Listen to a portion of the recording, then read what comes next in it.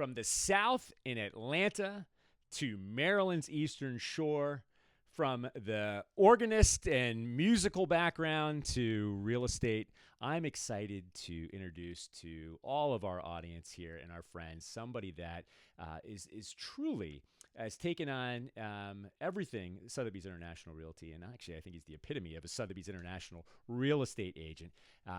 Excited, and this is long overdue, to introduce to you Daniel Cherrix, who is an agent with our company and has been with us now for over a year and is doing fantastic. So Daniel, welcome to the podcast. Thank you very much. Yeah, it's my pleasure to host you here and have you here and to allow you to share some of your story with our audience here. Well, we don't want to share too much of it. Right. Well, just a sneak peek, right? So, for our audience, who is Daniel Cherrix? Gosh, well, that's a $40 question, isn't it? So, as you said, I'm from Atlanta, not originally, but my family's from the Eastern Shore. Right. My father left the Eastern Shore when he graduated from Snow Hill High School, went to the Western North Carolina mountains, met my mother. That's where I was born. I spent summers here as a child. School took me to Atlanta. I spent a great deal of my adulthood there and have made it back to what I people are either called come heres or from heres on the Eastern Shore. So I say I'm a come here from here. That works. Full circle. That's right. Right. Sure. And I can't say I'm a from here. My kids are from here, but I'm a come here. And, that's okay. It's All okay. are welcome. It's okay. It's okay. It's all right. Yeah, it's okay. If you can't be, kidding. So no, I mean, I think it's a very interesting, what you just described there. I mean, very rarely, I think, do you have that full circle moment. We've got another agent on our team, Chantal, who's similar, where she had gone, away and came back. But so growing up here on the shore, what was it like when you grew up here? Did you spend a lot of time in Snow Hill? Was it up here in Ocean City? Was it, more inland? So we would come here in the summers. Okay. And it would be, you and I talked this morning about public landing. Right. And I have very distinct memories as a small child of being in public landing and crabbing and all that kind of thing. And Ocean City, believe it or not, at least for our family, seemed like maybe a world away. It would be one day out of a 2-week period that we would come here. Okay. The water experience was really held at public landing. And which is a gorgeous spot. right, exactly. Absolutely. Beautiful spot there, not too far from Snow Hill and kind of in between, here and the Virginia border. Right. So you went off to Atlanta. Right. And you mentioned that was for school. Tell me a little bit more about that. Emory University. Okay. And prior to that, I'd gone to a little school in South Carolina called Erskine. Okay. And got 2 degrees in church music and organ performance and choral conducting. And that's something I have woven into my life. I've done it full time and I've done it part time, and I don't know. I keep being gravitating back to real estate. When I lived in Atlanta, I personally flipped quite a few homes. Okay. And then decided that church music was just. I'll be honest with you. Too much drama for too little return sometimes. And real estate offers you a flexibility. The possibilities are as you're only limited by yourself. Right. You are the only one who can limit your income, your success. Mm-hmm. And that's not true in most jobs. Right. Right. Definitely, you have to be an entrepreneur to some extent. I mean, you are in business for yourself. Right, right. Even though we're here together. Yeah.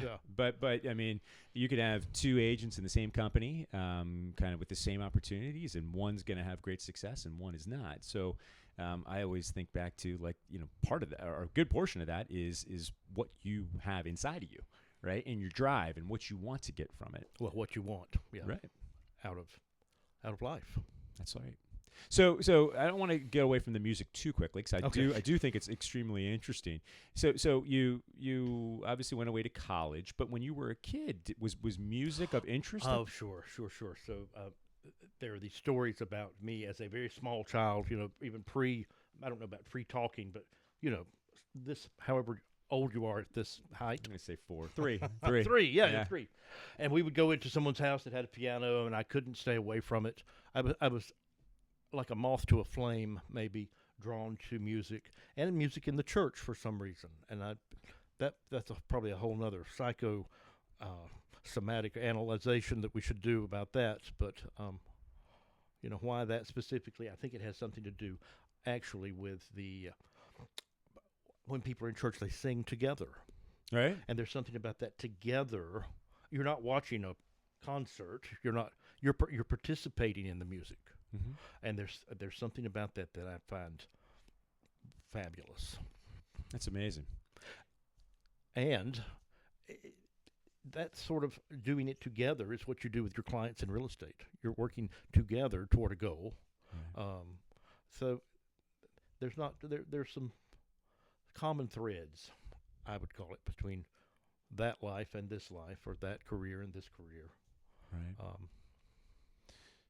So with that, the music draw, you go to college, you end up in Atlanta. Upon finishing college, did you pursue? Oh, sure. I had a music at full-time that job point? as the associate organist choirmaster at St. Luke's Episcopal Church. It's downtown Atlanta. It's 2,500 members. Wow. Big choirs and big music, and tours to England and it's a Real deal. It's the real deal. That's exactly what I was going to call it. Yeah. Right.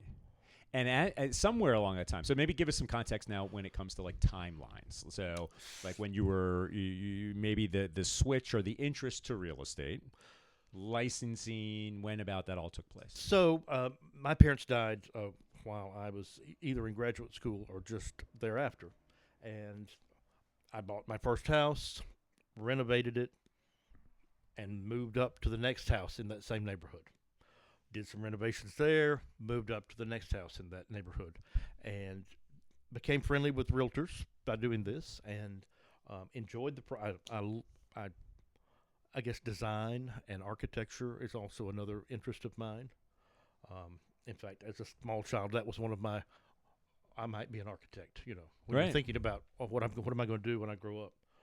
Architect was on the radar screen, but you have to do math. Anyway, people say musicians can only count to 4, but that's another thing. So we're talking On real estate, it's just 2.5. exactly. Guess you have to be careful with that one. Well, yeah, can't say that anymore. So we're talking late 90s to early 2000s. I was licensed to sell real estate the first time in Atlanta in 2001.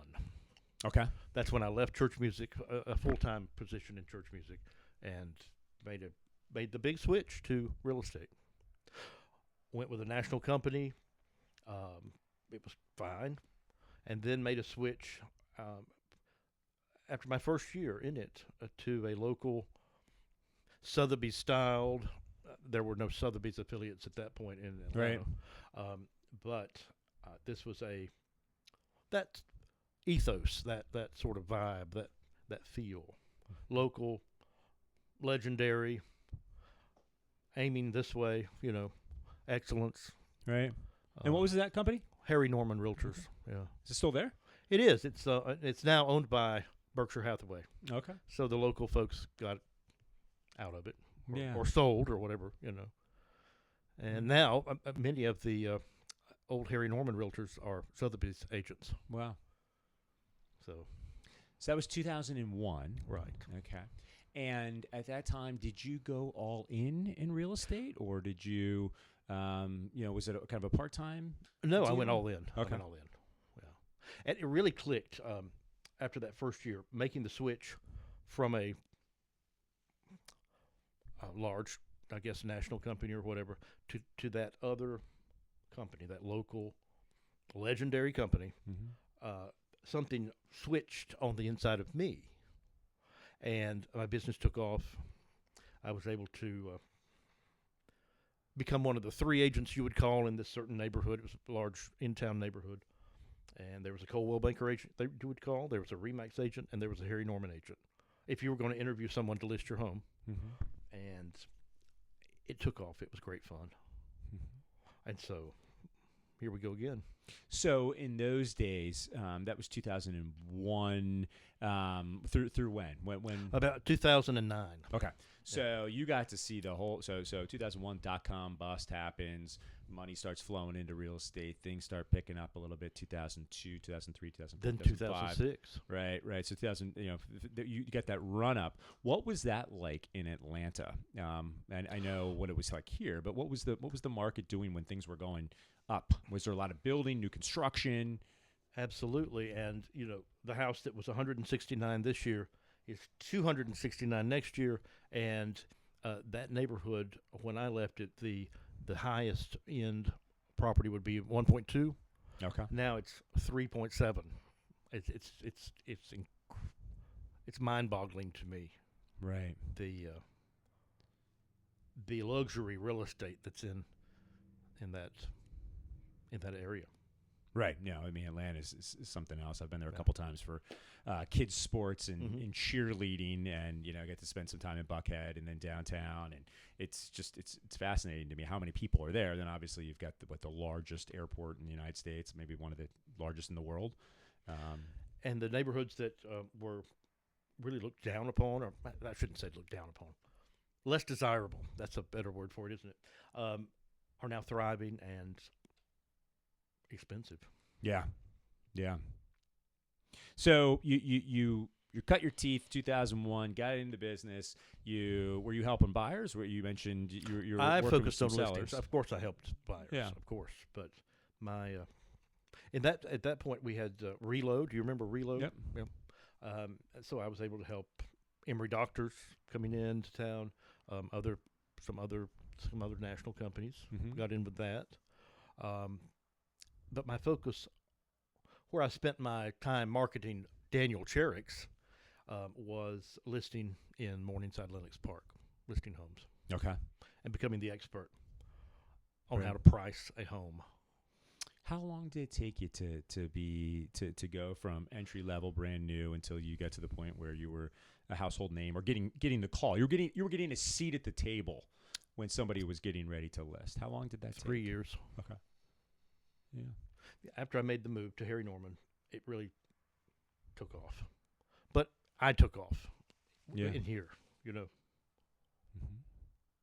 And so with that, you got to see some exorbitant price increases. You saw a lot of people coming and going. That relocation piece, which and we're going to fast forward here in a minute to today, but I've always felt that relocation agents in the primary housing market are they run parallel to what we do in the second home, right?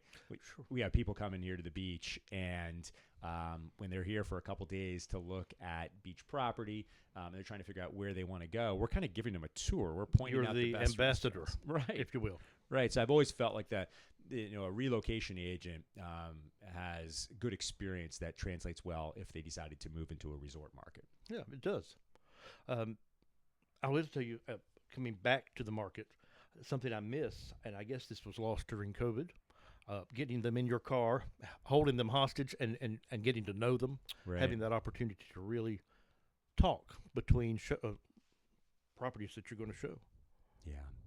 We don't see as much of that. No. I mean, obviously, we're spending good time with them during a buyer consultation if they come into the office, right? And we talk first, and then at the showing. But you're right. There was so many years where we were putting everybody in the car and going for a ride. All right, 3 hours together. Right. Especially with these reload things, or here, Yeah. if you've got a limited amount of time that you're going to have with them, Yeah. you pile it all in. You got to accomplish a lot in a short Right. period of time. Well, good. So you were there through 2009, right? And then maybe tell me about the next phase. The next, was there a transition? Did you decided I wanted to get back into church music Okay. full time, and went back to that direction. And so there has been a little bit of a flip flop between the two. Oh, I missed this. I know I missed that. Going back and forth. Right. Then another full time job in Chapel Hill, North Carolina. Really? Mm-hmm. Okay.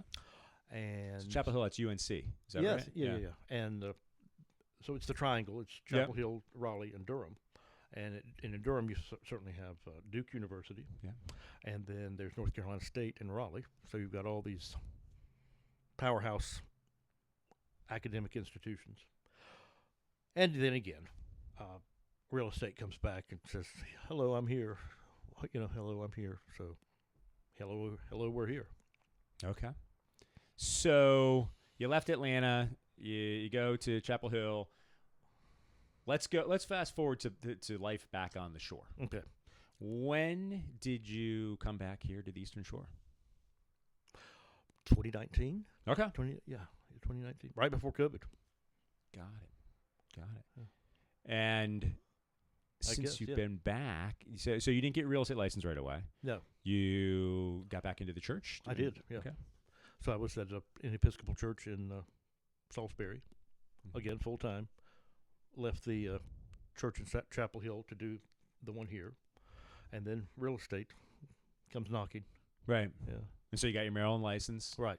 And then got back into it with another company. Exactly. Okay. For about a year. All right. So we're repeating history. And that's a good thing. And then some transitions happened there, and it just seemed like a natural. Sotheby's has been on my radar screen for a long time.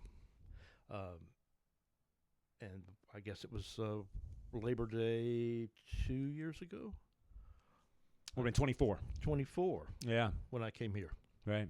To Sotheby's. And what do you think it is about Sotheby's? Like when you were making that move, what was it about? I mean, I'll be honest, you and I didn't really know each other, right? So it had nothing to do with like the way we individually run the company here, but the brand. Yeah, it's the brand. It's again like when I moved from Coldwell Banker to Harry Norman, something inside of me gets sparked with the trajectory for excellence or toward excellence that the brand promotes. And for me, my environment is important, and who I'm around is important. You know, it's interesting that you say that. You know, the kind of like, I think of the company within the company, right? And you know, the people that are there, but what I find interesting, you know, or what drew me partially to this brand is, you know, we talk about some brands, some companies, you know, when they have their name of their company, but then they have to say luxury, right? They have to put it on the luxury division, you know, where with Sotheby's, you know, I think that the name, the sign, the brand, the feel just kind of implies that, right? It doesn't have to be said, right? And go ahead. Well, that's what happened for me in Atlanta. I went from Coldwell Banker. We'll just say the name. Right. That's nothing bad or good or anything. No. It's a benign. When I went to Harry Norman, it was implied. The sign said it all, just like our sign. Anyway, long story short, made that move within a year, and my business took off because of the way it made me feel to be there. Right. All total mental thing. I mean, there were other people that didn't do as much or did more. And I think the same thing is happening. I moved from one company to Sotheby's, and what it does for me on the inside is, well, I would say immeasurable. It's hard to measure, but I know how it feels, and I know what it spurs me on to, what it makes me want to do, how it makes me want to act, how it makes me want to behave toward my clients. The better I'm treated, the more easily I'm able to treat people with hospitality, elegance, what's the word? I don't know. All the good things. Fill in with all the good things. I agree. I run out of words for things like that sometimes. Right, and so you have to play the music, right? The music comes out. You don't need the words, you need the music. Exactly. Right. So I guess what I think of, you know, a little bit, and maybe this is just me, that, like you said, not everybody feels this way, but I feel about the Sotheby's International Realty brand, it's almost like being an athlete. It's like donning the jersey of the greats. It's these classic sports teams. You know, in baseball, it might be the New York Yankees, right? You know, there's tradition, There is excellence. There's a standard. If you're going to wear the New York Yankees uniform, you have to live up to a certain standard. Exactly. And I kind of feel the same way with Sotheby's International Realty. When you put that sign in the yard, it stands for something. It means something, a level of excellence. And uniquely here on the shore, that excellence isn't always about price point. It's more about service. Well, we have a sign up that says luxury service at all price points. And in fact, I did one of my many Facebook posts recently has been about just that. Okay. Because someone asked me there, or someone didn't ask, they told me that, oh, well, you only do blah, blah, blah, and so it invited a conversation about excellence across the board. Why would it matter? Why does it matter? Why would it matter? Why would you reserve a certain level of service for a certain price point? That's tacky. I mean, that's stupid. Absolutely. I mean, I think that's the thing is missing with a lot of this in real estate is it's the level. If you do business with us here at Atlantic Shore Sotheby's International Realty, or you go down to Miami and you're with one Sotheby's or Summit Sotheby's out in Utah and in Colorado, the level of service is somewhat similar. We expect the best. We want to give you the best. We want to answer your call. We want to make sure you have the best photography, the best marketing, and the largest reach for your homes, right? So I do believe it's not about price point. It's about giving the best service at all price points. And you said something I think that seems basic, but isn't. We want to answer your call. Mm-hmm. When you call, we want to be available. I don't know that that's always the case. It's tough to do. It is tough to do. Right. Well, it's not a career, it's a lifestyle. Real estate, our work. Yeah. I think. Absolutely. I mean, I see this in a lot of realtors and probably myself to some extent. It's there's so many careers where at the end of the day, you can turn it off. Right. At 5 o'clock, you punch the time clock, you're off. Right. And you come back on Monday and you do it again from 9 to 5. Real estate doesn't allow you to do that, at least if you're going to do it right and if you're going to do it good. And that's why everybody's cut out to do this. Well, that's a job. This Right. is beyond a job. It's a lifestyle, your life. Right. Anyway. So with that, Yes. your clients that are benefiting from your lifestyle, from the lifestyle of you being a real estate agent, tell me a little bit more about that. As now that you have come home, settled in, feel comfortable here at Atlantic Shores Sotheby's International Realty, and you are assisting clients. Tell me a little bit more about what it is that makes you different than other real estate agents, your lifestyle and your level of service that you're providing for your clients. Well, I don't want to say that I'm on call all the time, but I do answer the phone. It's about getting to know the person. Mm-hmm. It's more than a transaction. I mean, you don't become buddy with everyone or friends, but Right. but you go. You want to know more about what's going on in here. What motivates them? What you can be the local concierge. You can be the local ambassador. You can introduce people to other people. You can be a connector. I think maybe that's a good a conductor and a connector. Mm-hmm. Conductor of the transaction, a connector of people and of services and of connecting them into this wonderful place that we get to live in all the time. Right. I think that's what stands out to me, connecting, making connections. And so with that, say you have a buyer that you meet and or that's been referred to you by somebody you know. What can they expect from you? Like, what's that process gonna look like? Are you? What's your MO? Are you talking on the phone? Are you texting? Are you emailing? Are you guys getting together before you're going out? What does that look like? Well, I guess it depends on from whence the business is coming. But we're doing all of that.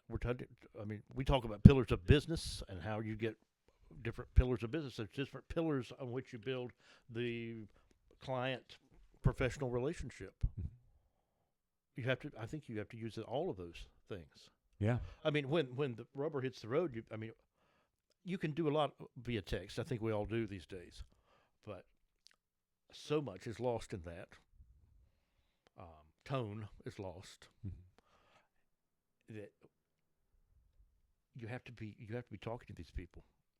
You have to be one-on. If you can be face-to-face like we are, I mean, your eyebrows just went up. You agreed with me. Right. Now, if we were on the phone, I wouldn't know that you'd done that. I wouldn't know you were agreeing silence. with me. Silence. So what do I think? Oh, my God, I need to keep talking or what,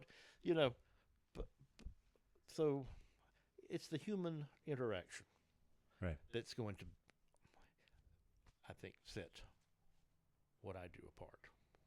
And is that going to be face-to-face? And so do you typically meet at the property the first time you're getting together with somebody? Are you sitting down and having a consultation in a third-party location? Like, or is it over the phone sometimes? What? Those are over the phone sometimes. But, I mean, ideally, I think it's people come in.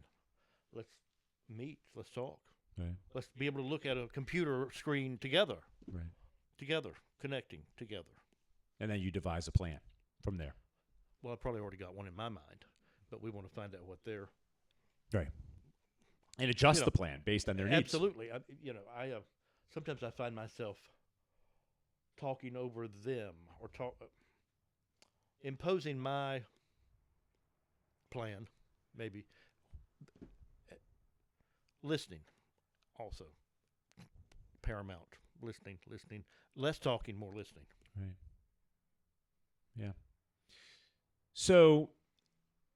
You've had some great success. You've been here for well over a year now, year and a half, going into 2026. You've got some great goals, a great plan in place. For you, Delaware is on the horizon. Maybe tell me a little bit more about that. Within the next week, I'll be taking my Delaware licensing test. Mm-hmm. I'm excited to see how that opens up more opportunities for me and for others. Right. Really, I am. Right. I'm ready to get that off the list of to-dos. Right. And really, I mean, the market opens up so much more when you have more options to help your clients with. More places to choose from. More water. Right. and so then, I mean, you help first-time home buyers, you help retirees, you help second home folks. What's your favorite? What's your favorite location, or like what do you like most about the business? Who's your favorite? The avatar of the client that you feel you can assist the best. Is there such a thing? What am I most interested in when it comes to real estate? Might be a different answer than who. Let's talk about what maybe. Okay. Historic waterfront properties.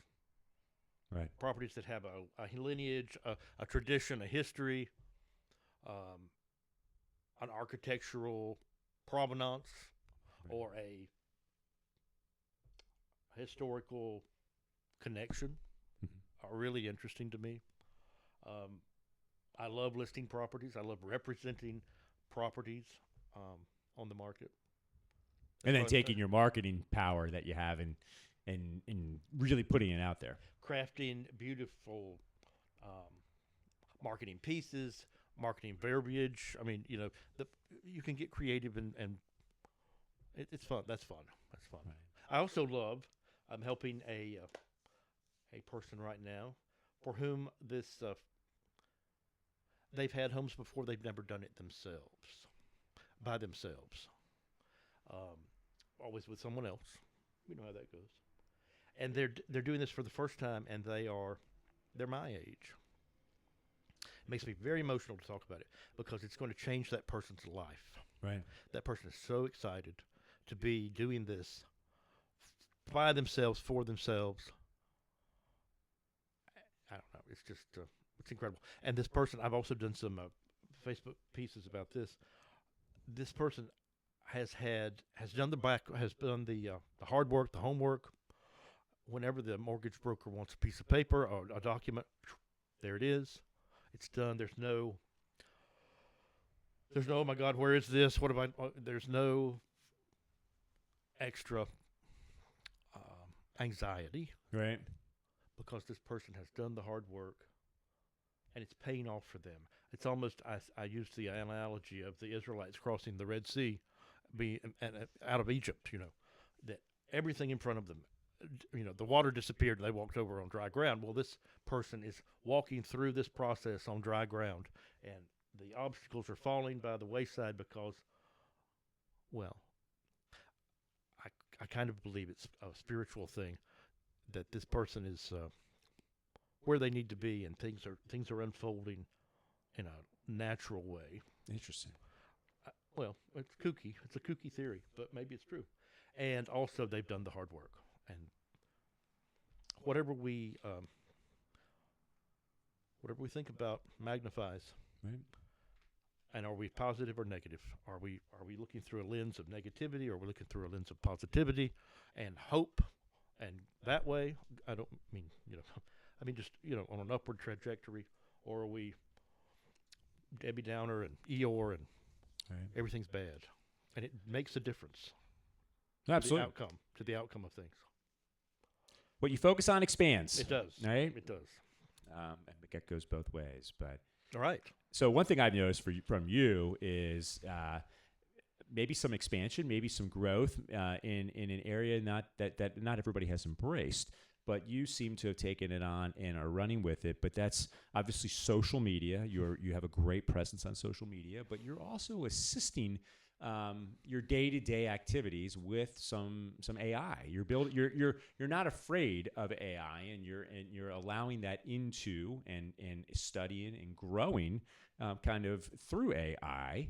And allowing that into your daily workflow. Maybe tell me a little bit more about that. Well, initially, I sat in a sales meeting with you maybe a year ago, and you said those who don't use AI are going to be left behind. And I thought about those books they used to put about the end of the world, and people are going to be left behind. I know you didn't think about. I know that wasn't your thing, but I thought, oh God, left behind. That sounds dreadful. And then I thought, well, now we can't be left behind. That we're not going to have that. My fear was that it would make me stupider. Or dumb down my writing, or dumb down that somehow I'd be dumbed down by it. And so I began to use some of it. And what I've found, it has just ramped up my writing. It's made it more polished. Mm-hmm. You can talk to this thing, and like I'm having a conversation with you and say, good morning, ChatGPT. Right. Blah, blah, blah, blah, blah, blah, blah. So-and-so is doing this. Now help me say this in a way that's not accusatory. Help me de-escalate. It helps me sometimes de-escalate my own emotions, agenda, lens, and then I'm able to calm myself down, not ramp them up, get an issue solved or whatever. It's just to me it's very helpful, and I didn't think it would be, but it's totally opposite. So you definitely are embracing that. Oh my gosh! I think I would say, looking across the company, you're one of the ones that's kind of utilizing all the tools that you have at your fingertips to the best of your abilities, which I think is going to allow you to be more efficient, to do more. You've got some big goals, I know, and you are really committed to helping a lot of people when it comes to whether they're buying or selling, but their real estate needs here on the shore, which I'm excited about. Well, and it goes back to that. I'll talk about that client for whom everything seems to be working out, and for whom it's going to change their world, physically and emotionally and all those good things. It's just going to bring out another person, in that person. Does that make sense? It does. It does. Okay. And that's exciting. And that has to be the why. It has to be the drive. This can't just be about transaction after transaction after transaction. You're going to have more success the more people you help, right? That gets you excited, and that's where your growth is going to come from, I think. Someone the other day wanted to talk about commissions, and I it was another realtor, not with our company, and I thought, it's about more than that, isn't it? I mean, anyway, I won't go into the details of it. My takeaway was, it's not always about the money. Mm-hmm. No, it's not about the money. I mean, it's about the person. It's about the person. I look back, I can think of so many times where I've built relationships, with people that it had nothing to do with a price point, nothing to do with a commission. And these relationships have gone on to give me so much over the years, and not just in a dollar amount, but personal growth and gain and friendship and camaraderie. Like nothing to do with a commission. And from every good piece of energy that we send forth, we're going to receive it back. Right. I think. I like it. I do too. So, coming full circle here, you've certainly had quite the journey. And the funny thing is, I feel like you're still just getting warmed up. Oh, absolutely. Yeah, I am. Oh, the sky's the limit. I'm my limit. I am my own limit. Right. And so, open up and here we go. Okay. So, before I let you go here, I want to ask you a couple questions. I'm going to put you on the spot here. Oh, good. What's your so when you turn for motivation, you're looking for motivation, where is your go-to for a book, a podcast, something you read that makes you feel good inside and gets you going? So people aren't going to believe this, and I don't know why I'm embarrassed to even admit it. And you're the one that you're to blame. So my new ritual is as I'm getting ready in the morning, because I have a problem with anxiety. Now, why does that make me cry? But there's that preacher in Houston, Texas, Joel Osteen. Yeah. And somehow or another, the fellow helps me calm down, get out of my own static, I'll call it. Yeah. Static, and static means a couple of things. Like we see it on the TV, it's just static. Or static doesn't move, does it? Right. So my own lethargy, my own procrastination, there's something about the guy. And those of who know me or think they know me will find that strange, probably. But right. that's my new go-to person.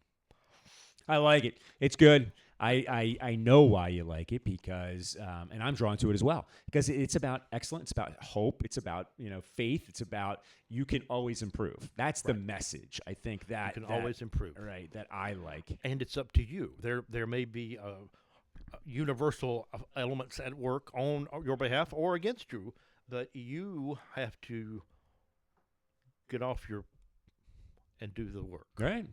And if you do, there's a reward. Absolutely. And if you don't, there's the inverse of whatever reward is. Right. Better to think big. It is, and it's all energy is physics, and we're all energy. So if anybody else wants to share in your energy, what's the best way for them to find you? Where are they going to find you? They're going to find me on Facebook, aren't they? Yeah, I think so. Yeah. Can't miss you. Yeah, well, right. Good. I hope. Good. Right. That's what we want. We're not talked about that. We're not secret agents, right? Or at least I'm not. Neither are you. Try not to be. So all Facebook, right. You spend a lot of time on there. People can look you up. What about your cell phone? Any other ways? Oh, sure. Okay. Are we? Yeah, put it out there. Are we speaking that out? 410-829-9736. Right. If you want people to contact you. That's the burner phone. That's the other phone, right? I didn't know what the rules were. Right.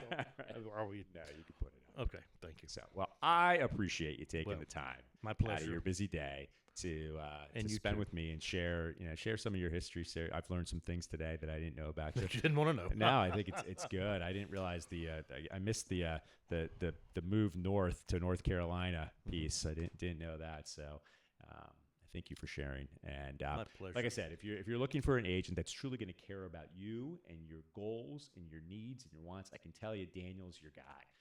I've watched him over the course of the last year and a half, and the people that you have helped, I think truly feel that. So I hope. I think you do a great job, and give Daniel a buzz.